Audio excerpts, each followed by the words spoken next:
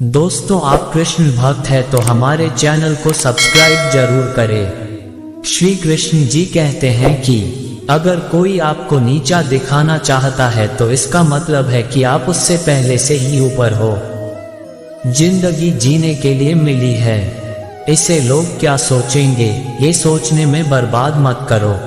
किसी के बुरे वक्त में उसका हाथ पकड़ो, सहारा दूं, उसे हिम्मत दूं, क्योंकि बुरा वक्त थोड़े समय में चला जाएगा, लेकिन वह आपको दोष जिंदगी भर देता रहेगा। मनुष्य सुबह से शाम तक काम करके उतना नहीं थकता जितना चिंता और क्रोध के एक क्षण में थक जाता है। संबंध परमात्मा से अच्छे बना ले तो तुम्हें किसी की जरूरत नहीं पड़ेगी, तुम खुद सबकी जरूरत बन जाओगे। सलाह देने तो हजारों आते हैं, लेकिन जब साथ देने की बारी आती है तो केवल भगवान आते हैं। जीतने के बाद तो सारी दुनिया गले लगाती है, क्योंकि जो आज आपके साथ है वह कल आपके खिलाफ हो सकते हैं। बिना मतलब के कोई आपकी इज्जत नहीं करेगा, लेकिन खुद को इतना काबिल बनाओ कि लोग बिना मतलब के भी आपकी इज्जत करें। भगवान कहते हैं, सोने से पहले तुम सबको माफ कर दिया करो और तुम्हारे जागने से पहले मैं तुम्हें माफ कर दूंगा। भगवान ऑक्सीजन की तरह हैं, जिन्हें आप देख नहीं सकते लेकिन उसके बिना रह भी नहीं सकते। कोई और तुम्हारी मदद नहीं कर सकता, अपनी मदद स्वयं करो। आप खुद के सबसे अच्छे मित्र हैं और सबसे बड़े दुश्मन भी। इंसान तब समझदार नहीं होता जब वह बड़ी बातें करने लगे, बल्कि समझदार तब होता है जब वह छोटी छोटी बातों को समझने लगे। आप किस समय सही थे इसे कोई याद नहीं रखता, लेकिन आप किस समय गलत थे ये सब याद रखते हैं। सब दुख दूर होने के बाद ही मन प्रसन्न होगा, यह आपका भ्रम है। मन प्रसन्न रखो, सब दुख दूर हो जाएंगे, ये हकीकत है। किसी भी व्यक्ति की कोई भी बात बुरी लगे तो दो तरह से सोचो। यदि व्यक्ति महत्वपूर्ण है तो भूल जाओ और बात महत्वपूर्ण है तो व्यक्ति को भूल जाओ। रिश्तों का संबंध सिर्फ रक्त से नहीं होता, जो मुसीबत में हाथ थाम ले उससे बड़ा कोई रिश्ता नहीं होता। श्री कृष्ण कहते हैं, तुम सब कुछ मुझे सौंप दो, सारा दर्द परेशानी और बिल्कुल हल्के होकर मुझे याद करो। धीरे धीरे तुम्हारा जीवन बदल जाएगा। हर रोज रात को सोने से पहले भगवान को अपनी पूरी दिनचर्या बताकर सोएं।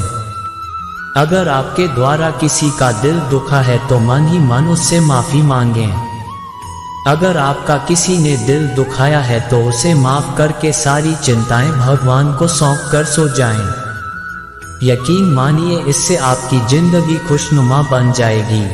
क्रोध में बोला हुआ एक शब्द इतना जहरीला हो सकता है कि आपकी हजार प्यारी बातों को एक मिनट में नष्ट कर सकता है। सबको हंसाना, लेकिन किसी पर भी हंसना मत। सबके दुख बांटना, लेकिन किसी को दुखी मत करना। सबकी राह में दीप जलाना, लेकिन किसी का दिल जलाना मत। यही जीवन की रीत है, जैसा बोओगे वैसा ही पाओगे। दुआएं और प्रार्थनाएं असंभव को भी संभव बना देती हैं। ईश्वर को न हमारे तन की जरूरत है न धन की, उसको तो बस पवित्र मन की जरूरत है। इसलिए वह हमें कुछ भी छोड़ने के लिए नहीं कहता, बस कहता है, बच्चे मन से विकार छोड़ो, गंदे विचार छोड़ो। जो आने वाला है वह हमेशा गुजरे हुए कल से बेहतर होगा। ये सोच आपके जीवन में कभी निराशा नहीं होने देगी। झूठ कितना अजीब है, खुद बोलो तो अच्छा लगता है, दूसरे बोले तो गुस्सा आता है। खुशियाँ चाहे किसी के साथ भी बांट लो, पर गम हमेशा भरोसेमंद इंसान के साथ ही बांटना चाहिए। जीवन में समय चाहे जैसा हो, परिवार के साथ रहो तो सुख बढ़ जाता है, दुख हो तो बढ़ जाता है। सच्चा मित्र वही है जो बुरे समय में भी आपके साथ खड़ा हो। जब सारी दुनिया आपके खिलाफ हो, आपके पास जितना भी है उसके लिए बार बार दिल से धन्यवाद कहें, हर वक्त कहें। यकीन मानिए, जितना भी है वह जल्दी कई गुना हो जाएगा। प्रार्थनाएं और ध्यान इंसान के लिए बहुत जरूरी है, क्योंकि प्रार्थना में भगवान आपकी बात सुनते हैं और ध्यान में आप भगवान की बात सुनते हैं। श्री कृष्ण से कितना कुछ छूटा। पहले माँ छूटी, फिर पिता छूटे, फिर जो नंद किशोर मिले वह भी छूटे, संगी साथी छूटे, राधा भी छूटी, गोकुल छूटा, फिर मथुरा छूटा। श्री कृष्ण से जीवन भर कुछ न कुछ छूटता ही रहा। नहीं छूटा तो वह था देवत्व, मुस्कुराना, सकारात्मकता। श्री कृष्ण दुखी नहीं, उत्सव के प्रतीक हैं। सब कुछ छूटने पर भी कैसे खुश रहा जा सकता है, ये श्री कृष्ण से अच्छा कोई नहीं सिखा सकता।